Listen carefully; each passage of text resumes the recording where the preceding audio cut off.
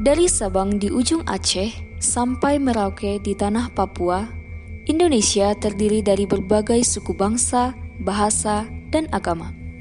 Semboyan nasional Indonesia Bhinneka Tunggal Ika, atau berbeda-beda namun tetap satu, yang memiliki makna keberagaman sosial budaya yang membentuk satu kesatuan negara.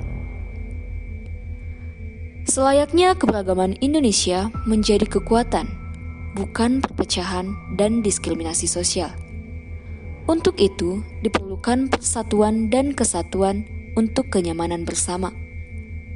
Namun bagaimanakah wajah NKRI saat ini? Akankah sila ketiga Pancasila masih tetap dipegang?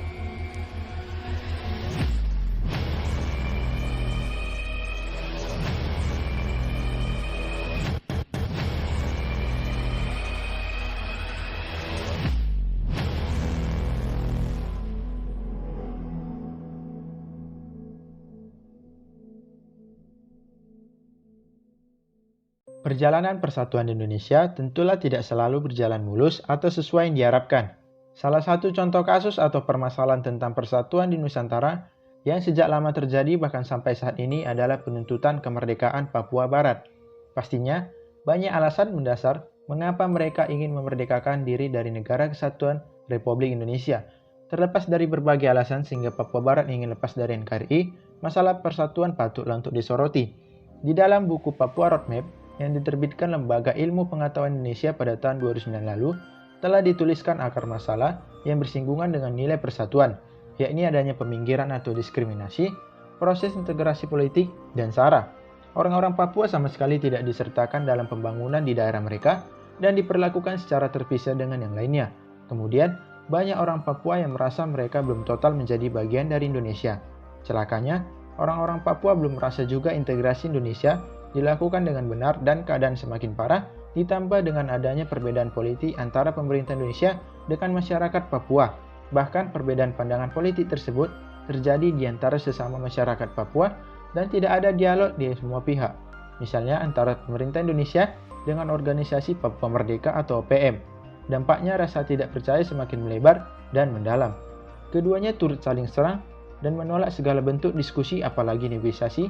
Dengan adanya perbedaan pandangan politik tersebut menjadi salah satu akar masalah di Papua. Dan yang terakhir, masalah persatuan yang cukup sering terjadi adalah isu SARA. Orang-orang Papua merasa kerap mendapat persepsi negatif serta tindakan yang melecehkan mereka dari orang-orang non-Papua dan dapat dilihat dari serangkaian peristiwa SARA yang telah terjadi. Seperti kasus yang terjadi baru-baru ini di Malang dan Surabaya pada pertengahan Agustus 2019 lalu. Hal-hal seperti itulah yang semakin membulatkan tekad sekelompok oknum tersebut untuk melepaskan diri dari bagian Negara Kesatuan Republik Indonesia.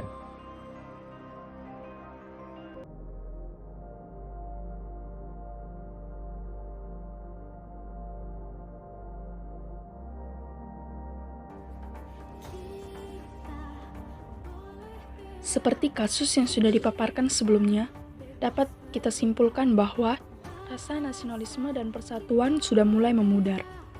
Kasus tersebut di mana memberikan dampak yang sangat menghancurkan bangsa.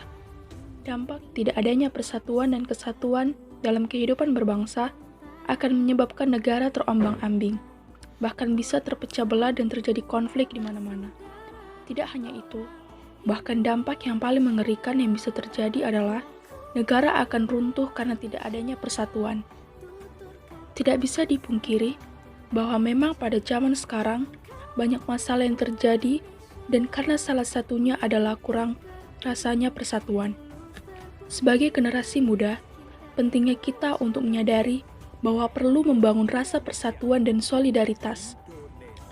Terlebih, kita generasi muda menanamkan rasa semangat untuk membangun rasa nasionalisme di tengah-tengah masyarakat. Salah satunya adalah dengan menghormati dan menghargai di tengah keberagaman budaya pada masyarakat. Yang kedua, menghormati setiap perbedaan dan menghilangkan egoisme masing-masing suku. Dengan menjaga persatuan dan kesatuan, maka ketahanan nasional bangsa akan semakin kuat dengan bersatunya masyarakat dan terhindar dari ancaman konflik dan perpecahan.